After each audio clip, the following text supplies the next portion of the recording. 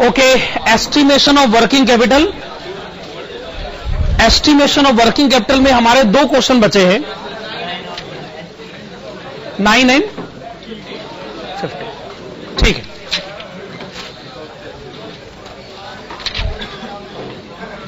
Okay.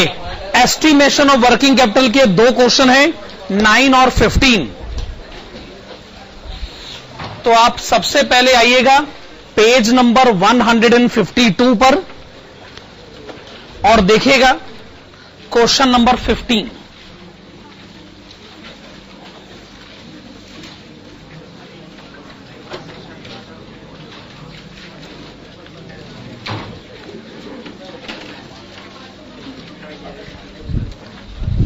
Page number 152, question number 15।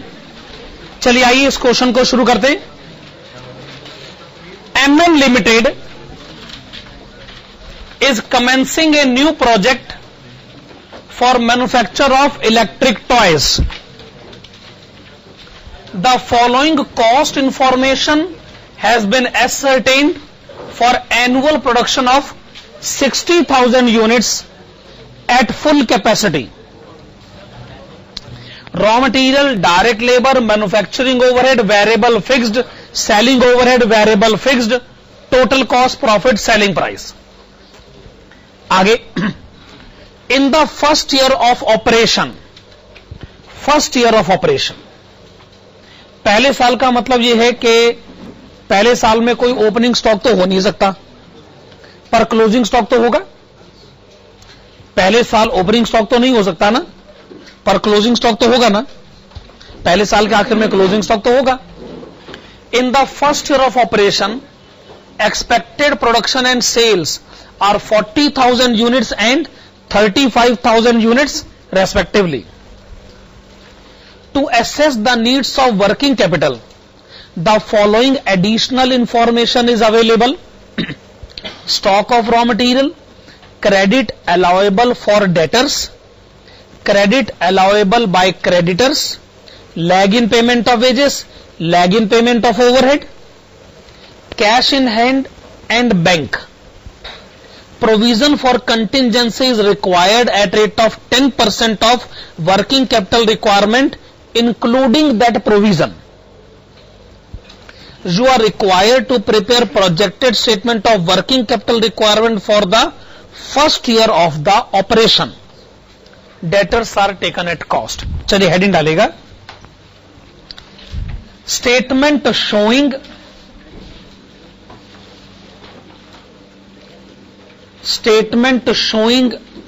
working capital requirement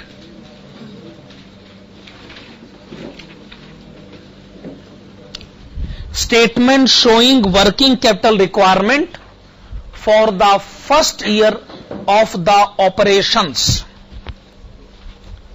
For the first year of the operations.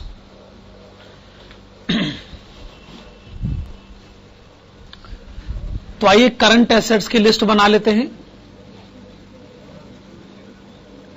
Start करिएगा stock of raw material से।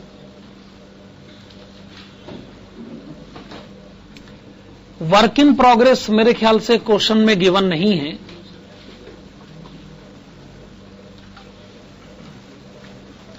तो raw material के stock के बाद फिर आप फिनिश गुड्स का स्टॉक लिखें।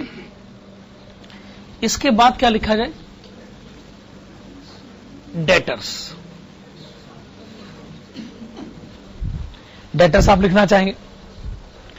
डेटर्स के बाद फिर आपको कैश और बैंक बैलेंस भी लिखना चाहिए, जो कि क्वेश्चन में कितना गिवन है? ₹60,000।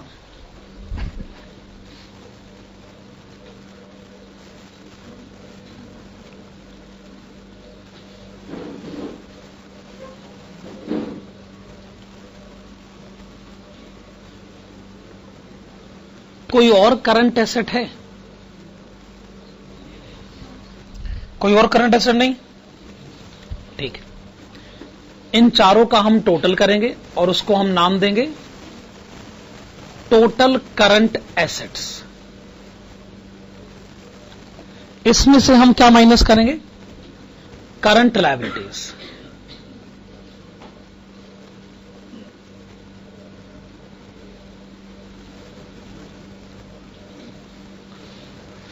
करंट लायबिलिटीज की लिस्ट में स्टार्ट हम करेंगे क्रेडिटर्स से।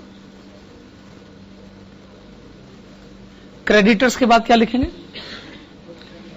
Outstanding wages. और हम क्या लिखेंगे? Outstanding factory overheads. और हम क्या लिखेंगे? Outstanding selling overheads.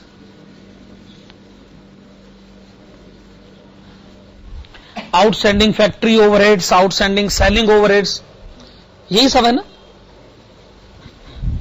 ठीक है। करंट लायबिलिटीज का टोटल हम करेंगे, करंट एसेट में से माइनस करेंगे, और जो आंसर आएगा उसमें हम क्या ऐड करना चाहेंगे?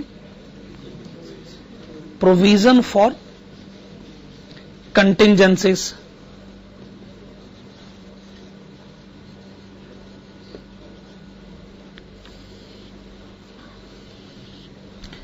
तो ये आप क्या पता कर लेंगे? Working capital.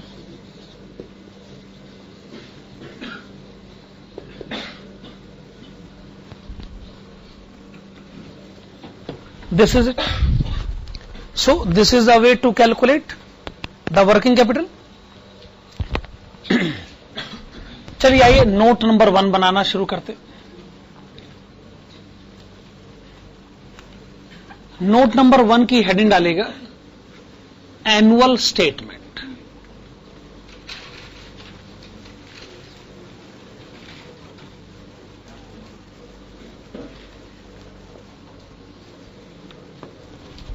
Note number 1 heading डालेगा एनुअल स्टेटमेंट, और इसकी शुरुआत कहां से करी जाए? मटेरियल कॉस्ट से।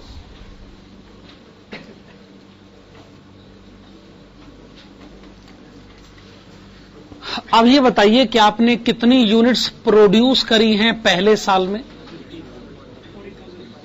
40,000। हालांकि कैपेसिटी 60,000 यूनिट बनाने की है, वो दूसरी बात। अच्छा, आपने यूनिट्स बेची 35,000 है, वो भी एक अलग बात है। आपने बनाई कितनी है?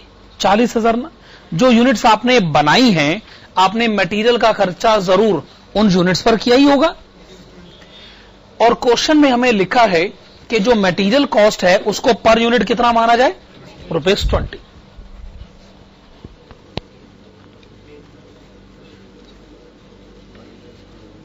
तो कितना मटेरियल कॉस्ट हो गया? ₹8 लाख।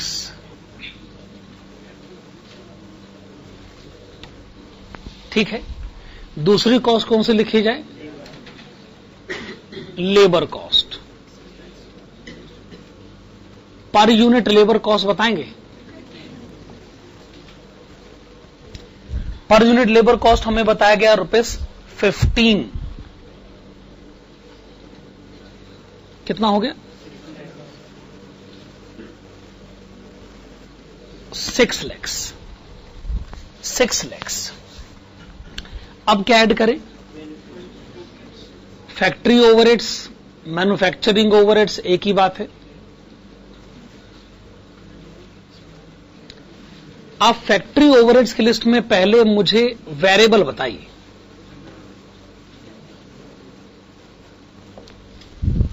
वो कहते हैं ₹15 पर यूनिट। तो ये हो गया 40,000 यूनिट्स एट रेट ऑफ ₹15। यही हो गया 6 लाख रुपए। 6 लाख हो गया। फिर आप मुझे फिक्स्ड भी बताएंगे। ओके, फिक्स हमको ₹10 पर यूनिट बताया जरूर गया, पर वो किस लेवल पर बताया गया? अगर यूनिट 60,000 हो तो आप कुछ ऐसे कहेंगे 60,000 units at the rate of ₹10। भाई अब अगर आपने यूनिट कम बनाई है तो इसमें हम क्या कर सकते हैं? फिक्स कॉस्ट तो जितना है उतना ही रहेगा। यूनिट्स कम बनाओ ज्यादा बनाओ वो तो बेकार की बात है। 6 लाख रुपए। खैर, फैक्ट्री ओवरहेड्स का टोटल 12 लाख रुपए,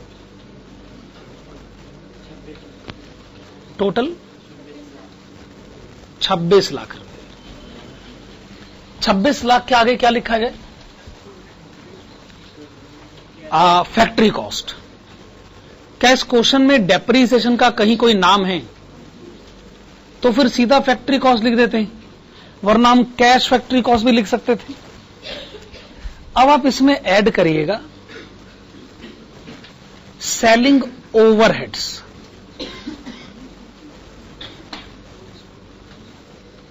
जब आप कहते हैं सेलिंग ओवरहेड्स, एक मिनट यहां थोड़ी गड़बड़ हो गई। ये जो आपने फैक्ट्री कॉस्ट लिखा है 26 लाख रुपए, इसके ब्रैकेट में लिखिएगा 40,000 यूनिट्स। एक्चुअली क्या है कि आपने 40,000 यूनिट प्रोड्यूस करी, आपने 40,000 यूनिट बेची नहीं है, आपने यूनिट बेची है 35,000। अब आप कॉस्ट शीट बनाने का प्रोसीजर जानते ही हो। Closing stock of finished goods minus तो करना ही पड़ेगा ना।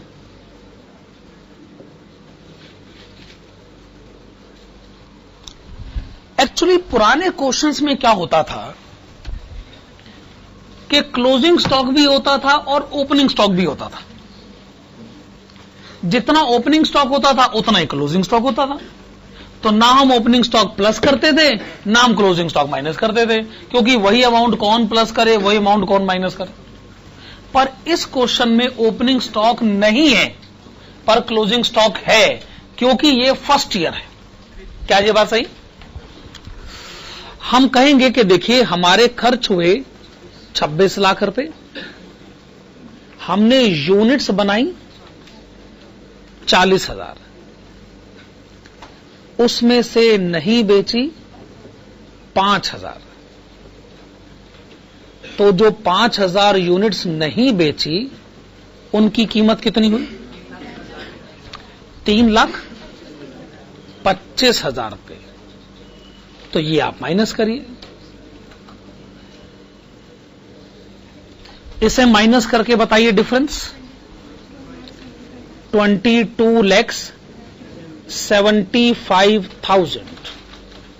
आपने बताया 22,75,000। इसके आगे क्या लिखा जाए? फिर लिखिए फैक्ट्री कॉस्ट। लेकिन ऊपर जो फैक्ट्री कॉस्ट था वो क्वांटिटी प्रोड्यूस को रिप्रेजेंट कर रहा था। अब जो फैक्ट्री कॉस्ट है वो क्वांटिटी सोल्ड को रिप्रेजेंट करेगा, और क्वांटिटी सोल्ड कितनी है? 35,000 यूनिट्स। मेरे ख्याल से कैलकुलेशन आप लोगों के लिए कोई मुश्किल नहीं। प्रोड्यूस क्वांटिटी से शुरुआत तो कर सकते हैं, पर कहानी को खत्म तो सोल्ड क्वांटिटी पर ही करना पड़ता है। आइए हम इसमें ऐड करें सेलिंग ओवरहेड्स। सेलिंग ओवरहेड्स के लिए इसमें पहले आप मुझे बताइएगा वेरिएबल। देखो यूनिट्स आपने बेची हैं 35,000 और एक यूनिट का सेलिंग ओवरहेड कितना है? ₹3। 1,05,000, 1,05,000 रुपए। ठीक है ना? ये आपने सेलिंग ओवरहेड्स लिखा वेरिएबल। अब आप सेलिंग ओवरहेड लिखेंगे फिक्स्ड। हमें ₹1 पर यूनिट बताया गया है, लेकिन वो बताया गया है 60,000 यूनिट के लेवल पर।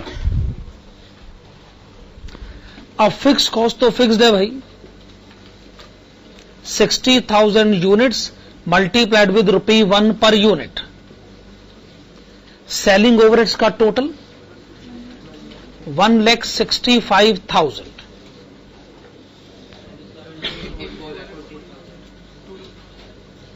कॉस्ट ऑफ सेल्स कितना लिखा है? 24,40,000। प्रॉफिट तो खैर बैलेंसिंग फिगर आएगा। सेल्स, हमने यूनिट्स बेची हैं 35,000, एक यूनिट का सेलिंग प्राइस 80 रुपए। टोटल सेल बताएं 28 lakhs, profit 3,60,000।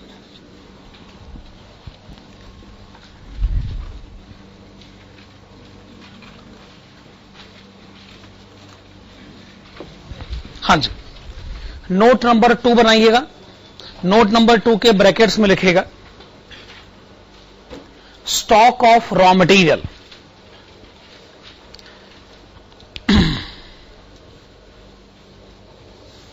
Note number 2, stock of raw material. Question में ये गिवन है कि आपके पास जो रॉ मटेरियल का स्टॉक है वो 3 महीनों के कंजम्पशन को रिप्रेजेंट करता। अल्टरनेटिवली क्वेश्चन ये भी कह सकता था कि रॉ मटेरियल होल्डिंग पीरियड 3 महीने का है, तब हम ये कहते कि रॉ मटेरियल का स्टॉक 3 महीने के कंजम्पशन के इक्वल है। खैर अब तो उन्होंने सीधा ही कह दिया, तो आप लिखेंगे we are given that stock of raw material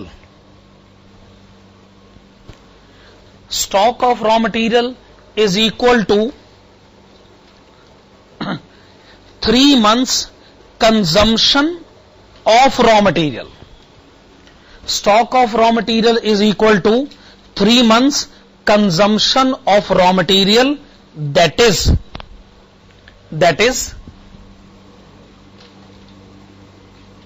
अब एनुअल कंजम्पशन जो है वो तो 8 लाख रुपए। अगर एनुअल कंजम्पशन 8 लाख रुपए है तो 3 महीने की कंजम्पशन कितनी हुई? 2 लाख।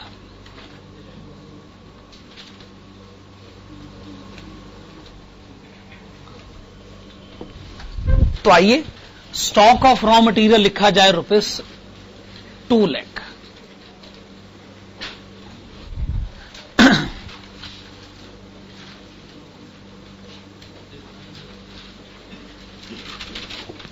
नोट नंबर 3 लिखेगा।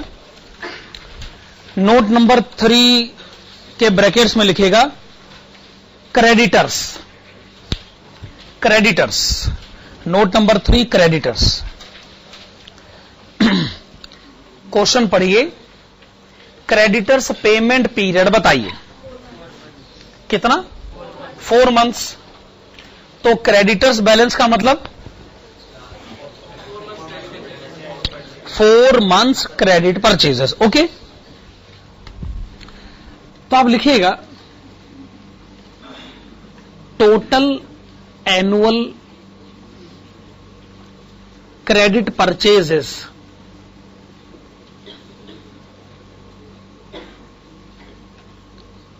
Multiplied with 4/12।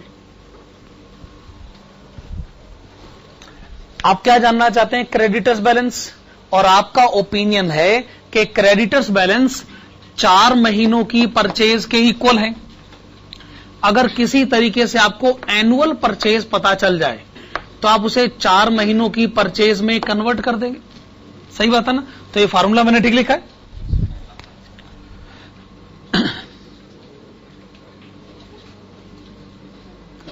परचेजेस के बदले मैं लिख रहा हूं annual consumption of raw material plus closing stock of raw material minus opening stock of raw material.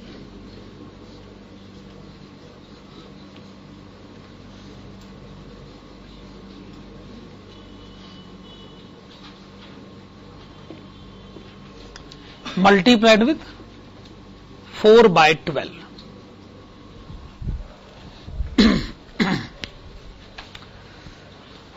आपने अब तक जितने क्वेश्चन करे थे उनमें क्या होता था कि क्लोजिंग स्टॉक और ओपनिंग स्टॉक इक्वल होता था, लेकिन ये तो क्वेश्चन कहता है फर्स्ट ईयर है, तो फर्स्ट ईयर में क्लोजिंग स्टॉक तो होगा लेकिन ओपनिंग स्टॉक तो नहीं होगा ना। तो जब ऐसा है तो मैं परचेजेज और कंजम्पशन को इक्वल कैसे मान सकता हूं?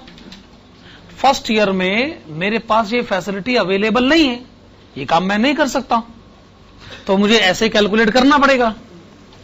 अगर क्लोजिंग और ओपनिंग स्टॉक इक्वल मान लिया जाए तो फिर तो वो कैंसिल आउट हो जाएगा, फिर तो परचेजेज और कंजम्पशन का एक ही मतलब हो जाएगा। पर यहां तो एक मतलब नहीं हो सकता ना। अच्छा, कंजम्पशन कहां है? कंजम्पशन तो 8 लाख है।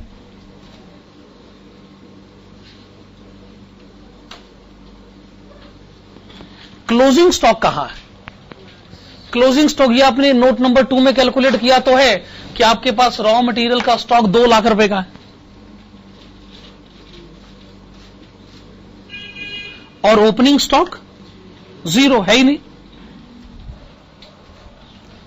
आपने मटेरियल कंज्यूम किया 8 लाख, क्लोजिंग स्टॉक 2 लाख। अच्छा बताओ खरीदा कितना? 10 लाख। उसमें से 8 लाख खर्च कर लिया, 2 लाख पड़ा हुआ है। तो इसका मतलब आपने पहले साल सामान ज्यादा खरीदा। पहले साल ज्यादा खरीदना ही पड़ता है क्योंकि पहले साल क्लोजिंग स्टॉक जो मेंटेन करना है। तो पहले साल की परचेज 10 लाख, पर हम तो 4 महीने की परचेज आपसे जानना चाहते। 3,33,333। क्या ये बात सही?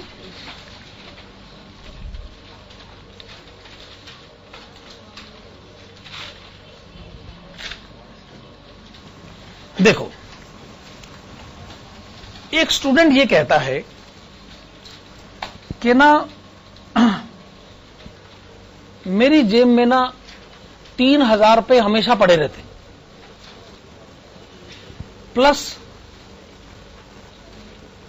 मैं हर रोज अपने फादर से 2,000 रुपए मांगता हूं और हर रोज 2,000 रुपए खर्च कर देता हूं। तो मेरा बैलेंस जिससे शुरू हुआ खत्म भी उसी पे हुआ। क्या ये बात सही? इसलिए हम कहते हैं देखो जी 3,000 एक ही बात है, प्लस 2,000 माइनस 2,000, बात तो घूम फिर कर वही आनी। हर रोज का हिसाब किताब यही है आपका। अच्छा, बात तो सही है। आइए अब उस बच्चे के बारे में बात करते हैं जो आज पैदा हुआ। ऑब्वियसली उसके पास कोई ओपनिंग स्टॉक तो है ही नहीं। ओपनिंग स्टॉक तो है ही नहीं उसके पास, लेकिन क्लोजिंग स्टॉक तो उसको रखना है ना आज। ये बात सही है कि नहीं? अब आज के दिन वो अपने फादर से 2 अमाउंट मांगेगा, एक जो उसने आज खर्च करना है और दूसरा जो उसने आज स्टॉक मेंटेन करना है। आज तो 5,000 रुपए दो भाई, कल से वो स्टॉक मेंटेन रहे, कल से 2,000 की कैलकुलेशन कर लेंगे। पर आज तो आपको 2 रुपए देने, आज तो 2 अमाउंट देने पड़ेंगे आपको, एक आज के कंजम्पशन के लिए भी और दूसरा आज के स्टॉक मेंटेन करने के लिए भी। अब मेरा ओपनिंग स्टॉक नहीं है तो नहीं है भाई, अब क्या उसके बारे में क्या बात करना फिर? तो ये एग्जाम्पल जितना मर्जी आउट ऑफ कंटेक्स्ट क्यों ना हो, पर आपको नए बिजनेस के पहले साल के बारे में मैं कुछ बताने में कामयाब हुआ हूं कि जी पहले साल में वही हालात होते जो यहां हैं। पहले साल आपको परचेज ज्यादा करनी पड़ेगी क्योंकि पहले साल आपके 2 टारगेट हैं, एक आपने खर्च भी करना है, दूसरा आपने स्टॉक भी मेंटेन करना है। आने वाले साल में आपको मालूम है जी ये सिचुएशन नहीं होती है क्योंकि ओपनिंग स्टॉक भी है, क्लोजिंग स्टॉक भी है, तो पहले साल में ऐसी सिचुएशन हो जाती है। ठीक बात है ना? चलो भाई, क्रेडिटर्स बैलेंस लिख लो, 3,33,333। ठीक है ना? ओके, अगला नोट बनाइएगा, लिखेगा आउटस्टैंडिंग वेजेस। आउटस्टैंडिंग वेजेस,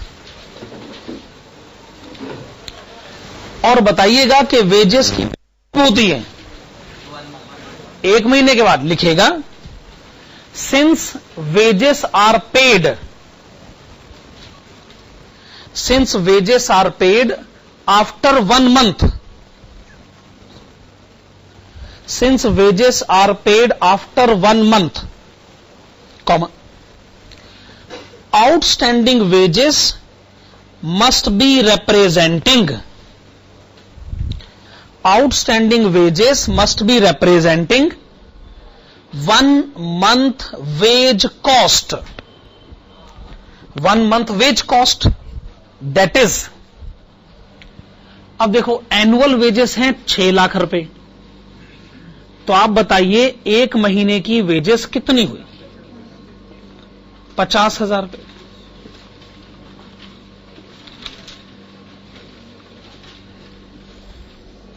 तो आप आउटस्टैंडिंग वेजेस रिकॉर्ड करिएगा 50,000 रुपए, ठीक है ना। अगला नोट, हेडिंग है आउटस्टैंडिंग फैक्ट्री ओवरहेड्स,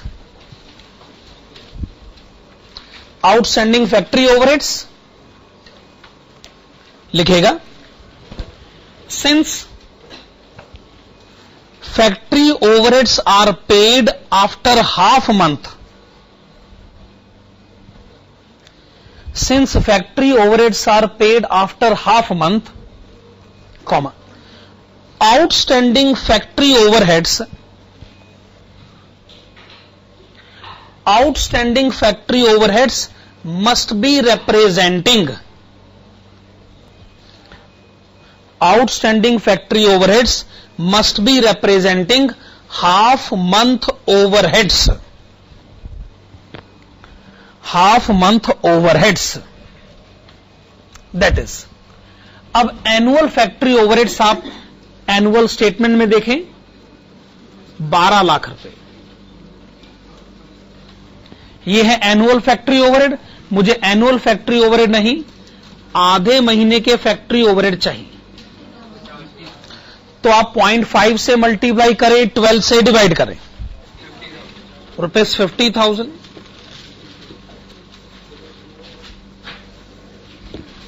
तो ये आपने बताया आउटस्टैंडिंग फैक्ट्री ओवरहेड 50,000 रुपए।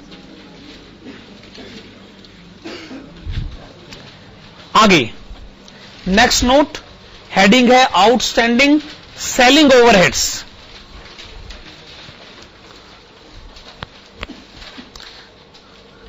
आउटस्टैंडिंग सेलिंग ओवरहेड्स, और आप लिखेंगे since selling overheads are paid, since selling overheads are paid after half month, since selling overheads are paid after half month, comma, outstanding selling overheads, outstanding selling overheads must be representing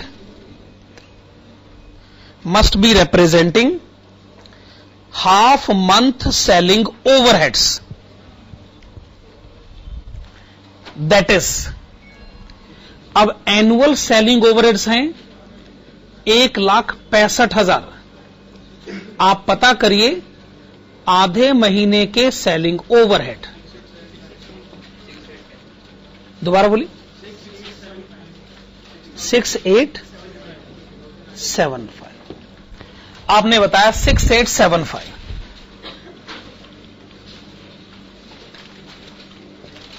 current liabilities का total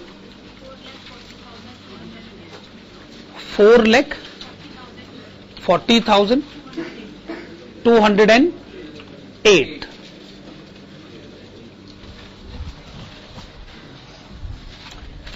चलिए next note बनाइएगा और उसकी heading डालिएगा debtors. Next note बनाइए, heading डालिए debtors. बताइए question में डेटर्स कलेक्शन पीरियड 1.5 month, आप लिखेंगे since debtors collection period is 1.5 months, 1.5 months, comma, the debtors balance must be representing, the debtors balance must be representing 1.5 months credit sales. That is, अब देखो annual credit sale है 28 लाख रुपए की, तो 1.5 महीने की क्रेडिट सेल कितनी हुई?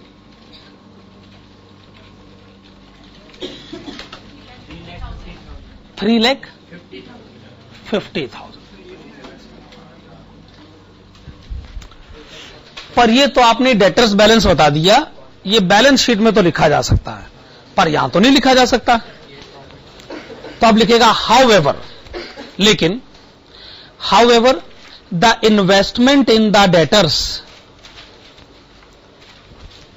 However the investment in the debtors must be representing, the investment in the debtors must be representing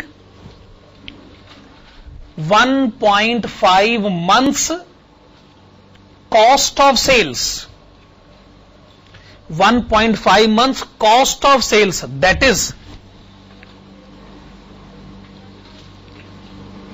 24,40,000 multiplied with 1.5 divided by 12,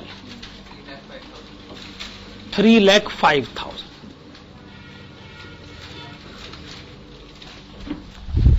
तो डेटर्स बैलेंस लिखेगा 3,05,000 रुपए।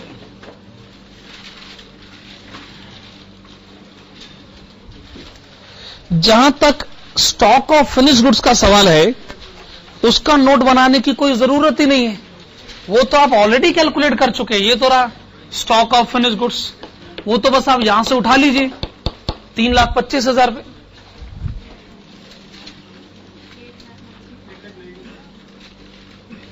करंट एसेट्स का टोटल 8,90,000।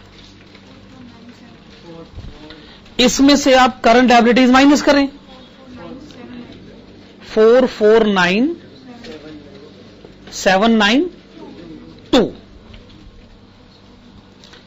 अगर आप इसमें प्रोविजन फॉर कंटिंजेंसीज ऐड करें तो आपका आंसर आ जाएगा वर्किंग कैपिटल। तो प्रोविजन फॉर कंटिंजेंसीज कितना होना चाहिए? 10% किसका? प्रोविजन के बाद जो फाइनल आंसर आएगा क्या उसका 10% चाहिए? क्वेश्चन में लिखा हुआ ना, इसका मतलब जो वर्किंग कैपिटल चाहिए फाइनली उसका 10% चाहिए प्रोविजन। तो अगर ये आंसर 100 है तो ये 10 है, ये 90 है। तो ये वाला आंसर अगर 90 है, 449,792, अगर ये अपने आप में 90 को रिप्रेजेंट करता है तो 10 कितना हुआ? 49977, 49977। अब आप दोनों का टोटल करें, 499,769।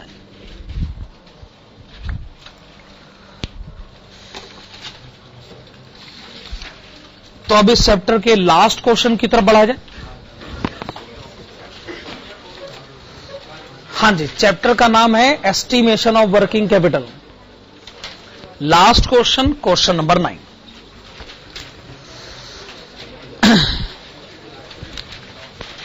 क्वेश्चन नंबर 9, ए कंपनी न्यूली कमेंसिंग बिजनेस। तो न्यूली कमेंसिंग बिजनेस का मतलब आप जानते हैं, जो सिचुएशन अभी हमने यहां डील करी थी वही सिचुएशन इसमें डील करनी पड़ेगी, ठीक बात है। A company newly commencing business in the year 2011 has under mentioned projected profit and loss account sales less cost of goods sold, gross profit less administration and selling expenses profit. The above computed cost of goods sold has been arrived at as under material, wages and manufacturing expenses, depreciation, less stock of finished goods 10%. The figures given above relates only to finished goods and not to work in progress. Goods equal to 15% of the year's production in terms of physical units will be in process on the average, requiring full material but only 40% of other expenses. The company believes in keeping material equal to 2 months consumption in stock. All expenses will be paid 1 month in arrear. Supplier of material will extend 1.5 month credit. Sales will be 20% for cash and rest at 2 months credit. The company wishes to keep rupees 80,000 in cash. Prepare an estimate of requirement of working capital, number 1 on total basis and number 2 on cash cost basis. Cash cost basis का मतलब तो आप जानते हैं कि depreciation और profit को exclude किया जाए. टोटल बेसिस का मतलब क्या होता है? इंक्लूड किया जाए. तो क्वेश्चन कहता है कि आप आंसर को 2 बार दीजिए. पहला आंसर किस बेसिस पर होना चाहिए? डेप्रीसिएशन और प्रॉफिट को इंक्लूड करके, और दूसरा आंसर एक्सक्लूड करके. हेडिंग डालेगा number 1, statement showing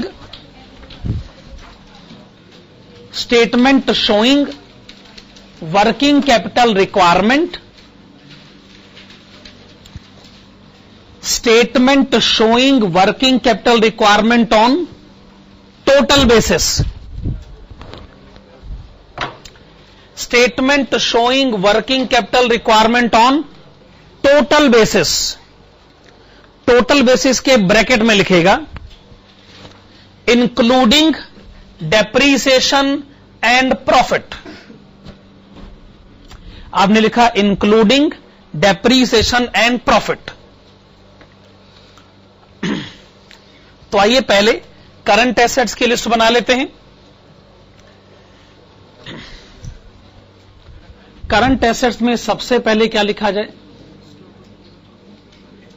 stock of raw material. Number 2 क्या लिखा जाए? Stock of WIP. नंबर 3 क्या लिखा जाए? Stock of finished goods. Number 4 क्या लिखा जाए? डेटर्स. कैश की सिचुएशन है ना? कैश कितना है?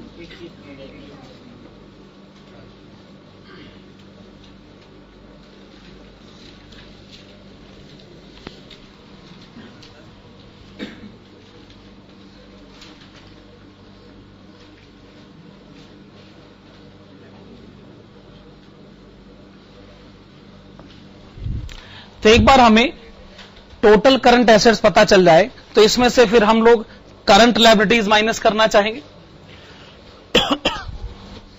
करंट लायबिलिटीज की लिस्ट में सबसे पहले किसका नाम लिया जाए? क्रेडिटर्स.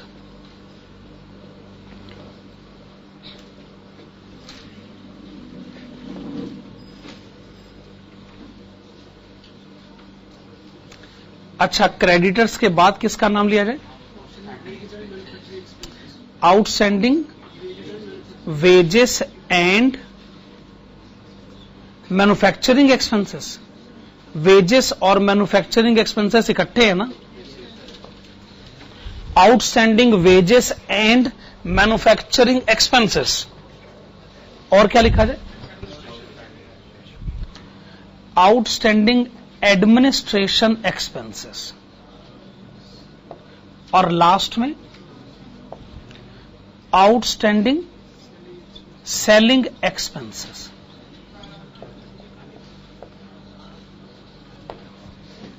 बस.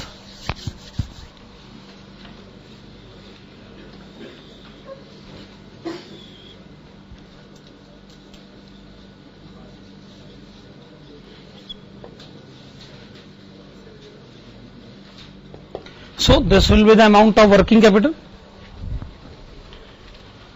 नोट नंबर 1 हमने हर क्वेश्चन में बनाया है एनुअल स्टेटमेंट या मंथली स्टेटमेंट। इस क्वेश्चन में हम क्यों नहीं बनाएंगे? क्योंकि वो क्वेश्चन में दे रखा है। तो फिर जब क्वेश्चन ने खुद ही एनुअल स्टेटमेंट बना के दिया हुआ है तो फिर हम मेहनत क्यों करेंगे भला?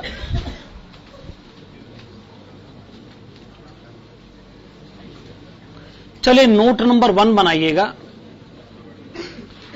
और हेडिंग डालिएगा stock of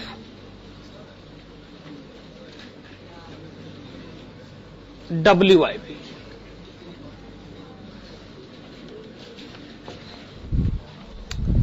stock of WIP।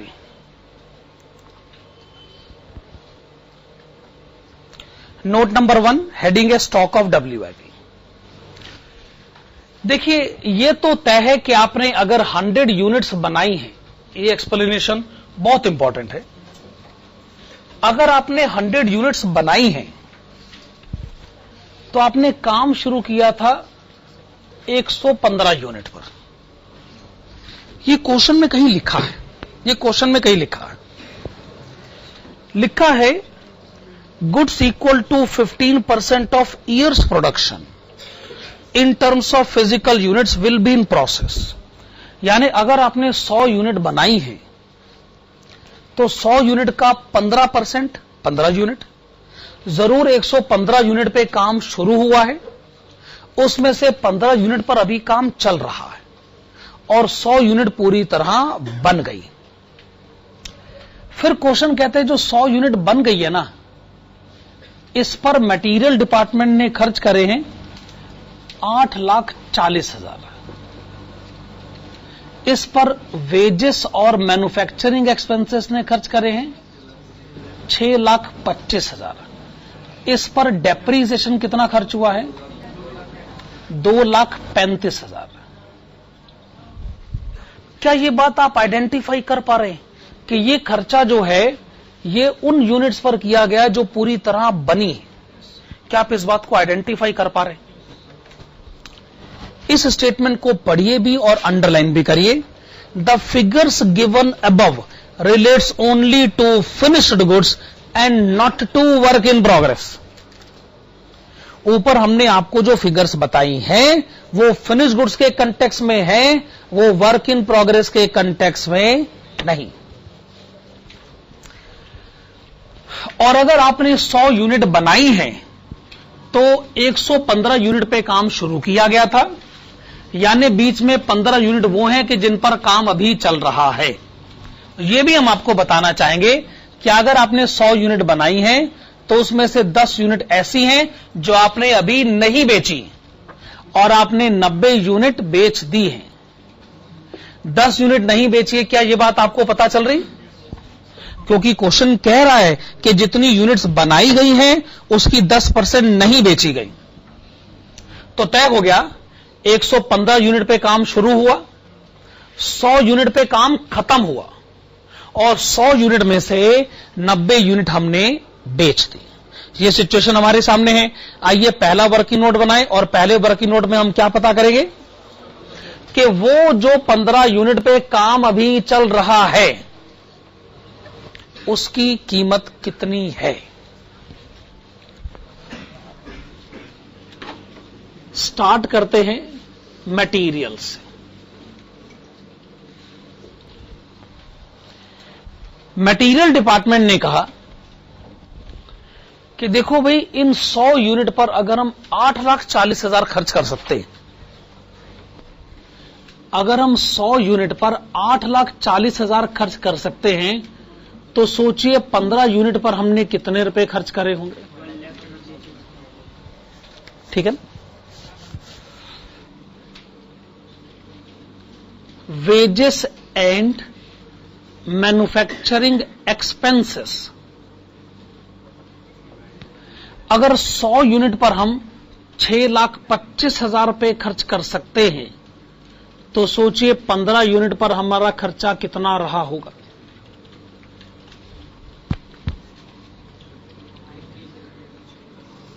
Depreciation, अगर 100 यूनिट का डेप्रीसिएशन 2,35,000 है तो 15 यूनिट का डेप्रीसिएशन कितना रहा होगा? आप डेप्रीसिएशन के बारे में क्यों बात कर रहे हैं?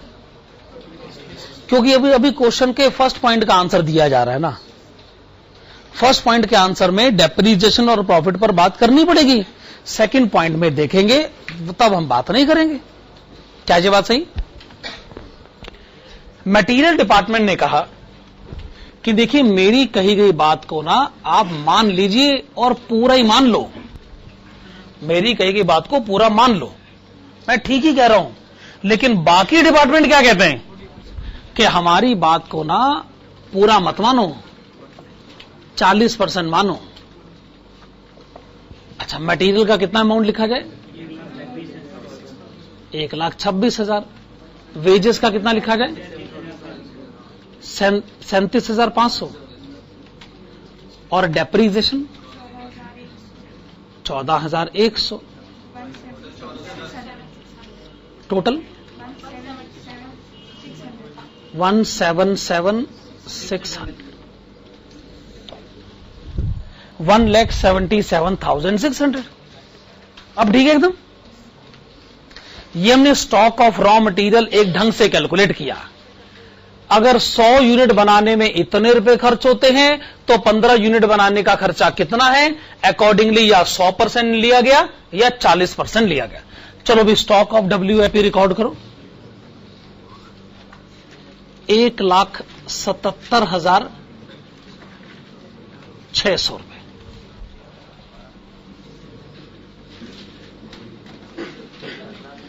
अब आप लिखेगा stock of raw material, note number 2। This is note number 2, this is note number 2। The heading is stock of raw material. पढ़िए, क्वेश्चन पढ़िए।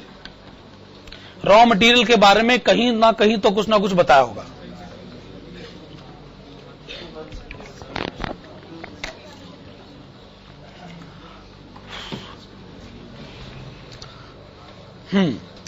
इसका मतलब आपके पास जो रॉ मटेरियल का स्टॉक पड़ा है ना, वो 2 महीनों के कंजम्पशन के इक्वल है। फिर तो बहुत आसान है हमारे लिए, फिर तो हम जानते हैं हमें क्या करना है। टोटल एनुअल कंजम्पशन, किसी तरीके से एनुअल कंजम्पशन पता कर लीजिए और उसे 2/12 से मल्टीप्लाई कर दीजिएगा, बस हो गया आंसर। तो फटाफट बताओ कि मटेरियल डिपार्टमेंट का कंजम्पशन कितना है? बताओ बताओ, मटेरियल डिपार्टमेंट का कंजम्पशन कितना?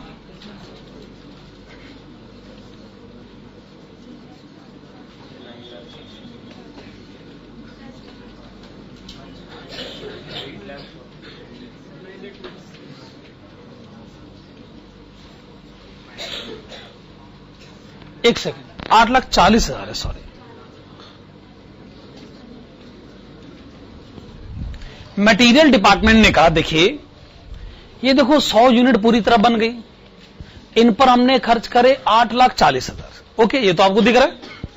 और ये जो 15 यूनिट पे काम चल रहा है, हमने इन पर कितने रुपए खर्च करे? 1,26,000। तो 8,40,000 भी हमारे खर्च हुए, 1,26,000 भी हमारे खर्च हुए, तो हमारा खर्चा है 9,66,000। ये हमारा एनुअल कंजम्पशन है टोटल। तो आप पता कर लीजिए 2 महीने का कितना हुआ।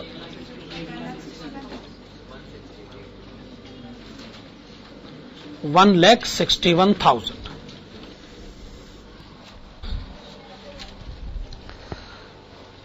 देखो भाई, टोटल कंजम्पशन पता करें, 2 महीनों में कन्वर्ट करें, बस सीधी सी तो बात है। कोई बहुत ज्यादा मुश्किल बात तो मैं कह भी नहीं रहा हूं। एक्चुअली क्वेश्चन कॉम्प्लिकेटेड क्यों हो गया? क्योंकि ये इंफॉर्मेशन जो है ना, वो ये कहता है जी ये इंफॉर्मेशन क्वांटिटी प्रोड्यूस की है, वर्क इन प्रोग्रेस की इंफॉर्मेशन इसमें शामिल नहीं है। सारी प्रॉब्लम यहां से आ रही है। खैर चलिए, आपने स्टॉक ऑफ रॉ मटेरियल पता किया 1,61,000, ठीक है ना। अब आप एक काम करिए, लिखिएगा क्रेडिटर्स। क्रेडिटर्स, अगला नोट क्रेडिटर्स। क्वेश्चन पढ़िए, क्रेडिटर्स पेमेंट पीरियड बताइए। 1.5 महीना।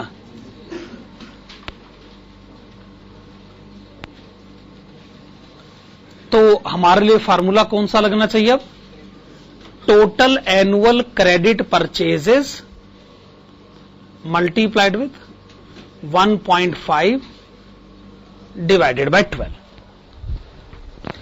आप किसी तरीके से एनुअल परचेजेस पता कर लीजिए और उसको 1.5 महीनों में कन्वर्ट कर दीजिएगा। अब ये वही काम करिए जो आपने पिछले क्वेश्चन में भी करा था। परचेजेस कैसे पता करी जाए?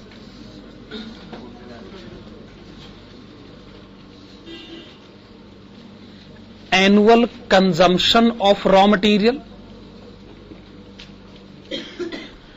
Plus closing stock of raw material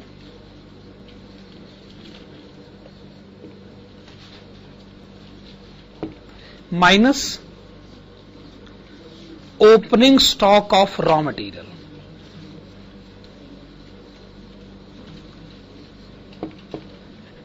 multiplied with 1.5 divided by 12। ठीक है, बस ये कैलकुलेशन करनी है आपको। तो एनुअल कंजम्पशन कहां से लिखा जाए? एनुअल कंजम्पशन तो आप जहां से भी करिए, ये रहा एनुअल कंजम्पशन 9,66,000।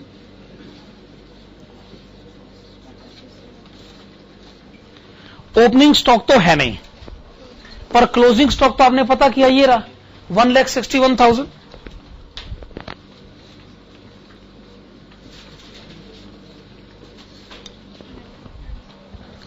इससे आपको टोटल परचेजेस पता चलेंगी। अगर ये टोटल परचेजेस है तो आपको बताना है कि 1.5 महीने की परचेजेस कितनी हुई।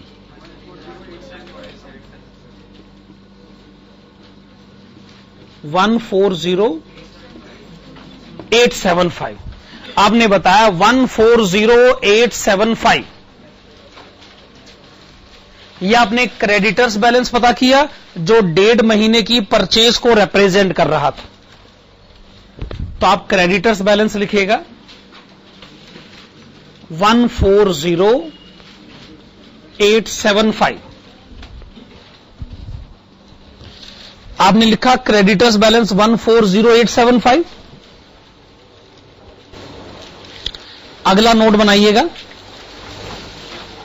हेडिंग डालेगा outstanding wages and manufacturing expenses. Outstanding wages and manufacturing expenses. बताइए वेजेस की पेमेंट कब होती है? 1 महीने के बाद। फार्मूला लिखिएगा total annual wages and manufacturing expenses multiplied with 1/12। किसी तरीके से एनुअल वेजेस पता करें, उससे 1 महीने में कन्वर्ट करें। तो हमने वेजेस से पूछा कि जी टोटल वेजेस कितनी है? वो कहते देख लीजिए ये रही 6,25,000। हमने कहा वो तो 100 यूनिट्स की हैं। कहते हाँ हाँ, जिन पे काम चल रहा है उनकी 37,500 है। तो 6,25,000 जमा 37,500, ये है टोटल वेजेस। आप देख लीजिए 1 महीने की कितनी हुई, फिर से बताइए।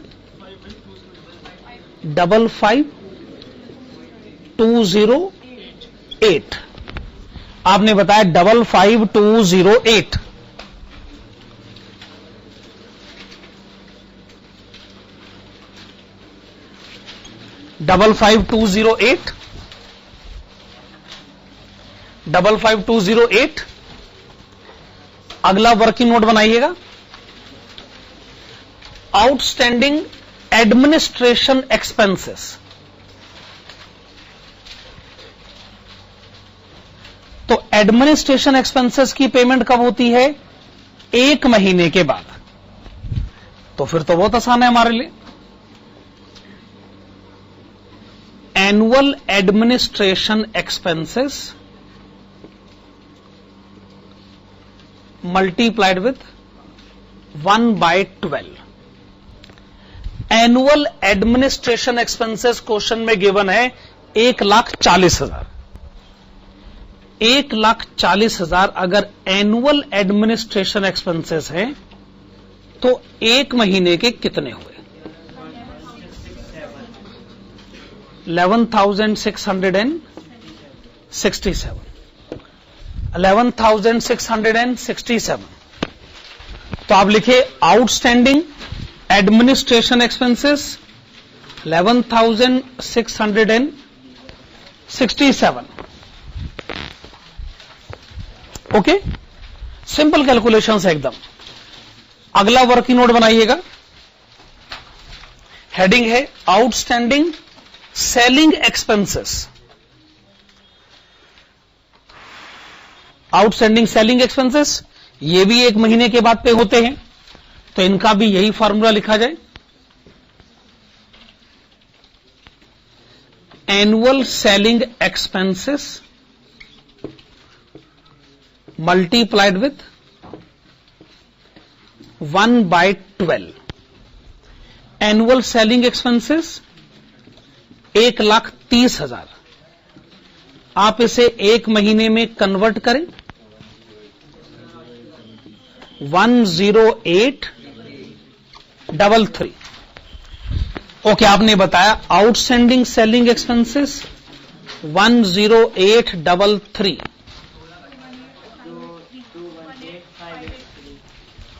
दोबारा बोली, 218,583। 218,583। अगला वर्किंग नोट, हेडिंग है डेटर्स। अगला वर्किंग नोट हेडिंग है डेटर्स। क्वेश्चन पढ़िए, डेटर्स कलेक्शन पीरियड बताइए। 2 महीने का। तो डेटर्स कैलकुलेट करने का फॉर्मूला क्या होना चाहिए? आप खुद सोचिए, अगर डेटर्स कलेक्शन पीरियड 2 महीने का है तो इसका मतलब जो डेटर्स बैलेंस है वो है 2 महीनों की क्रेडिट सेल। तो फॉर्मूला होना चाहिए total annual credit sale multiplied with 2/12। क्या मैं ऐसे कह सकता हूं? एनुअल क्रेडिट सेल पता करें और उसे 2 महीनों में कन्वर्ट करें। एनुअल सेल कितनी गिवन है? 21 लाख। पर क्रेडिट सेल कितना है इसका? 80% कितना हुआ?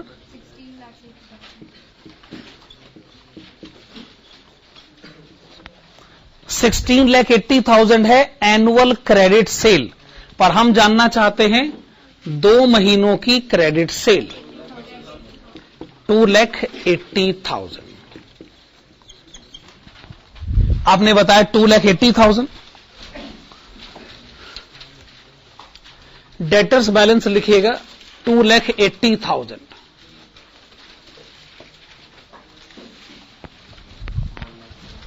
क्या ये बात सही? ये जो आपने डेटर्स बैलेंस बताया है, ऑब्वियसली इसमें प्रॉफिट भी है, ऑब्वियसली इसमें डेप्रिसिएशन भी है, पर वो हम इंटेंशनली ऐसा कर रहे हैं। जब हम क्वेश्चन के सेकंड पॉइंट में आएंगे तब की तब देखेंगे। अभी तो हमने डेटर्स बैलेंस ही लिखना है। चलो अभी लास्ट वर्किंग नोट बनाइएगा, stock of finished goods. Last working note बनाइएगा, stock of finished goods.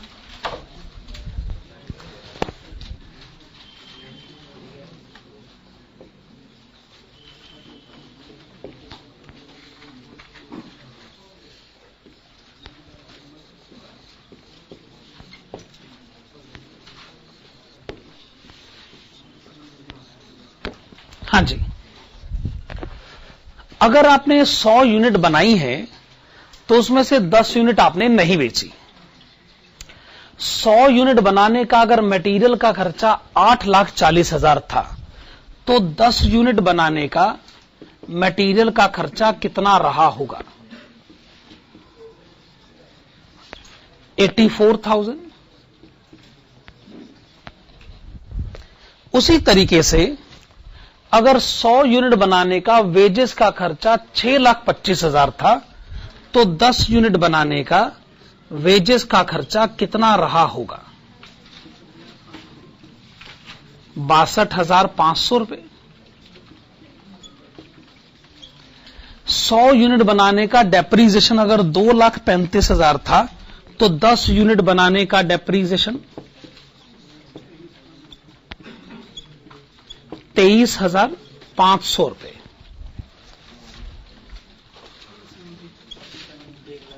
Total बताएंगे?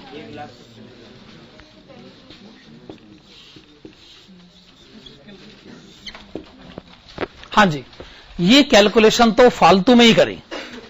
आप लोग मुझे पहले बताते तो मैं वर्किंग नोट भी ना बनाता। अब तो लिख भी दिया, क्या कर सकते हैं। खैर चलिए, फिनिश गुड्स का टोटल आपने मुझे बताया 1,70,000 रुपए। आइए स्टॉक ऑफ फिनिश गुड्स लिखें 1,70,000 रुपए।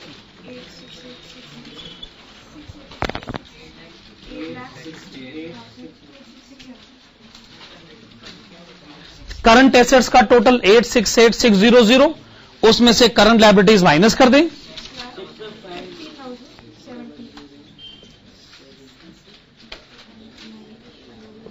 $65,0017।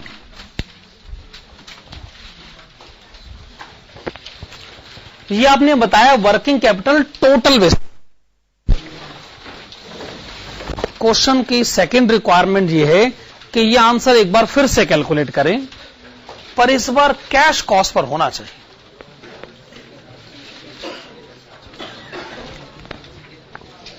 ऑब्वियसली वो आप अपने आप कर लेंगे,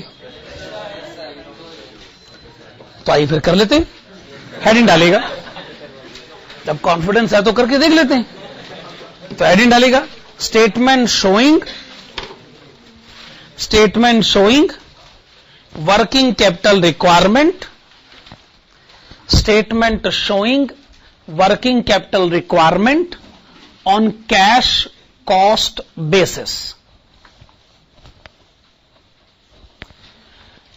statement showing working capital requirement on cash cost basis. Okay, तो आइए इसका आंसर शुरू करते हैं।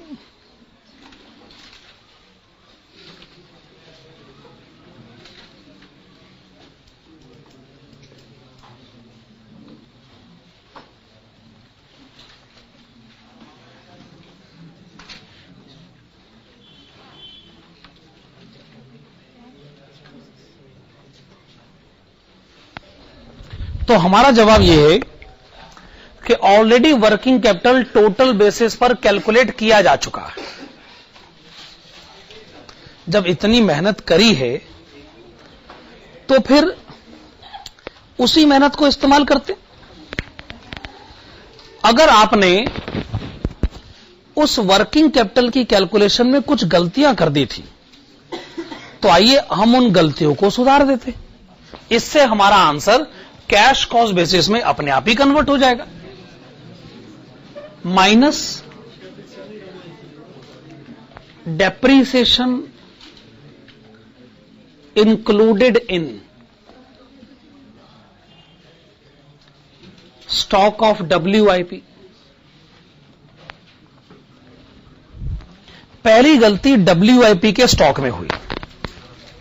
नोट नंबर 1 में उसको देखा जा सकता है कि जब हम नोट नंबर 1 में WIP का स्टॉक कैलकुलेट कर रहे थे तो उसमें 14,100 का डेप्रीसिएशन इंक्लूडेड था।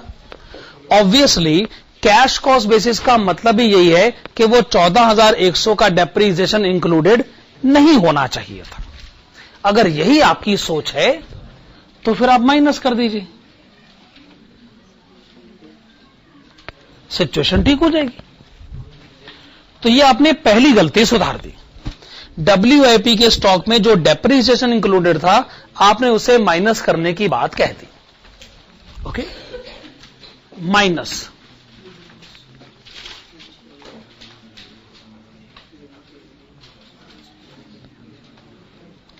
depreciation included in stock of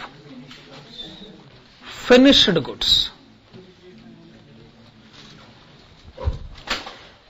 हमने जो लास्ट वर्किंग नोट बनाया था वो ये, इस वर्किंग नोट में डेप्रिसिएशन, इसका मतलब ये गलत नहीं होना चाहिए था। ये दोनों तो कैश कॉस्ट है, ये डेप्रिसिएशन नहीं होना चाहिए था ना। तो आइए डेप्रिसिएशन हटा देते, 23,500 रुपए, ठीक है ना। तीसरी गलती हुई है, और डेटर्स में हुई हैं दो गलतियां, minus depreciation included in debtors. पहले डेप्रिसिएशन है उसकी एडजस्टमेंट कर लेते हैं, बाद प्रॉफिट की एडजस्टमेंट भी कर लें। पहले डेप्रिसिएशन की एडजस्टमेंट, बाद में प्रॉफिट की एडजस्टमेंट। तो पहले डेप्रिसिएशन के बारे में बात किया है। देखिए ये कैलकुलेशन ना इतनी आसानी से समझ में आएगी नहीं, कॉन्सेप्ट अभी समझना होगा, और ये आने वाले चैप्टर्स में वैसे ही बड़ा इंपॉर्टेंट है, तो इसको अभी हाँ तो सुनिएगा एक एग्जांपल। मान लीजिए एक महीने की कैश कॉस्ट है 100 रुपए, एक की कैश कॉस्ट है 100 रुपए, एक महीने का डेप्रिसिएशन 10 रुपए, तो एक महीने की टोटल कॉस्ट 100, प्रॉफिट 15 रुपए, एक महीने का सेलिंग प्राइस 125 रुपए, और होती है एक महीने के उधार पर।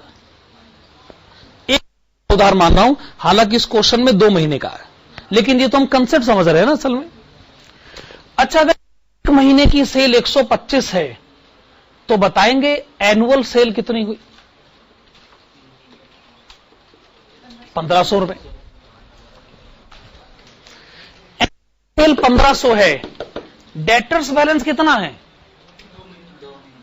एक का केस डिस्कस कर रहा हूं, 125 रुपए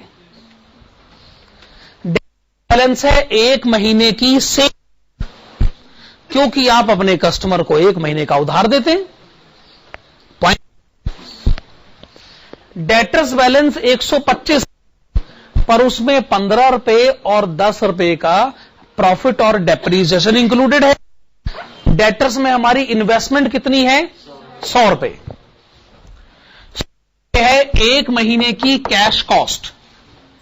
मैं आपसे इतना सा पूछना चाहता हूं कि मैं 125 से 100 तक पहुंचू के, मुझे इसमें से 10 और 15 रुपए माइनस कर देने चाहिए। क्या ये बात सही है? दूसरे शब्दों में डेटर्स का मतलब है एक महीने की सेल, क्योंकि डेटर्स का एक महीने का है, उसमें से 10 क्या है? एक महीने का डेप्रिसिएशन। 15 करिए, 15 क्या है? एक महीने का प्रॉफिट। इस हमारा काम हो जाएगा ना। तो आपको 125 मालूम है और आपको 100 रुपए तक पहुंच, तो आपको 10 और 15 माइनस करना है। 10 एक महीने का डेप्रिसिएशन और 15 है एक महीने का प्रॉफिट। इस बात रखिएगा, है कि नहीं? अब हमने यही कैलकुलेशन इस क्वेश्चन में कर, क्वेश्चन में लिखा है टोटल डेप्रिसिएशन है 2,35,000 रुपए। क्या ये कहीं लिखा? टोटल डेप्रिसिएशन 2,00,000 है। आपसे कोई टोटल डेप्रिसिएशन नहीं पूछ रहा, हम आपसे पूछ रहे हैं इसमें डेप्रिसिएशन कितना है। चूंकि डेटर्स को क्रेडिट दिया जाता है 2 महीने, तो डेटर्स में डेप्रीजिएशन 2 महीने का डेप्रीजिएशन, ठीक है ना। पर अभी 2 महीने तक तो बात करेंगे, पहले कैलकुलेशन तो ठीक कर ले हम अपनी। 2,35,000 टोटल डेप्रीजिएशन तो क्वांटिटी का डेप्रीजिएशन है, होल्ड क्वांटिटी का डेप्रीजिएशन तो पता कर लीजिए। तो मैंने कहा था ये ज्यादा देर चलने वाली है।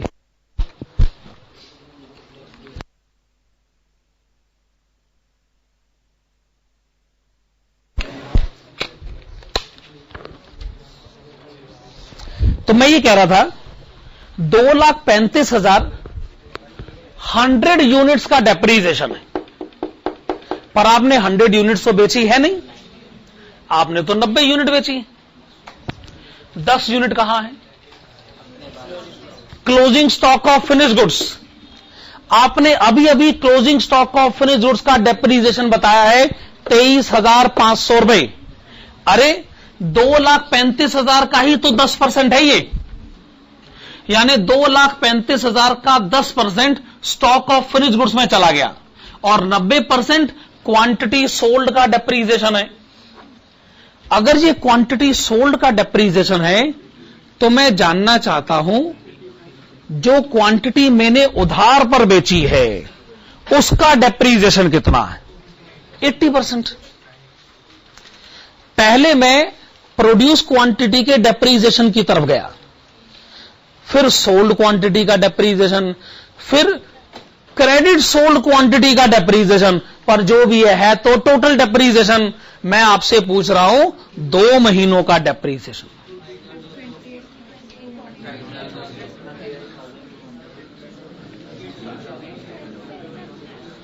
28,200 रुपए।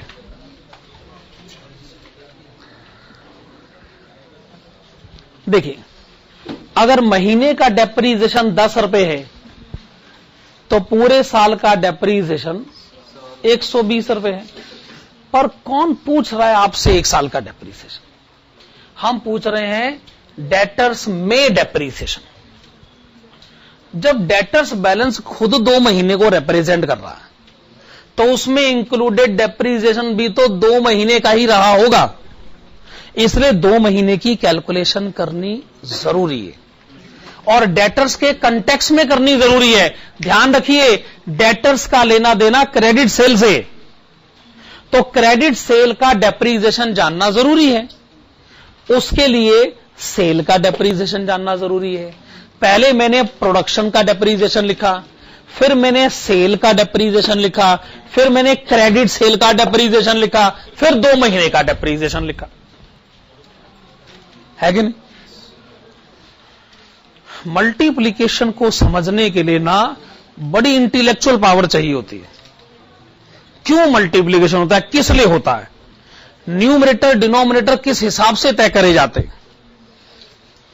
अभी एक कैलकुलेशन और है, उसे भी समझिएगा। Minus profit included in debtors.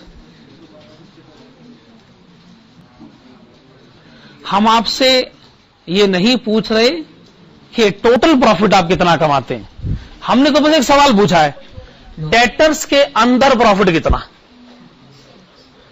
जवाब है जी, जब डेटर्स बैलेंस खुद 2 महीने को रिप्रेजेंट करता है तो उसमें इंक्लूडेड प्रॉफिट भी 2 महीने को रिप्रेजेंट करता होगा। टोटल प्रॉफिट कितना लिखा है, उसका करिए 80%। 90% तो नहीं करोगे ना, क्योंकि जितना भी सामान बेचा गया है उस पे 3 लाख का प्रॉफिट कमाया गया है और 80% सामान उधार पर बेचा गया है, तो जितना सामान उधार पर बेचा गया है उस पे इतना प्रॉफिट कमाया गया है। पर टोटल प्रॉफिट मत बताइए, 2 महीने का प्रॉफिट बताइए। 40,000 डिफरेंस बताइए। 5 4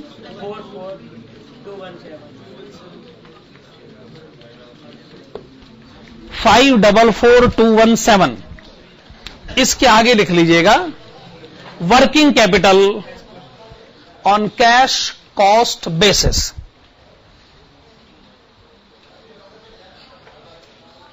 ठीक बात है ना? अब हमारे पास इतना सारा टाइम बचा हुआ है, पिछली बार भी थोड़ा गड़बड़ हो गई थी। यही चाहते हो ना कि और आधे घंटे क्लास अभी आगे बढ़ाई जाए, पर पिछली बार तो मुझे क्वेश्चन मिल गया था, शायद मैंने एक एक्स्ट्रा क्वेश्चन करवाया था ना।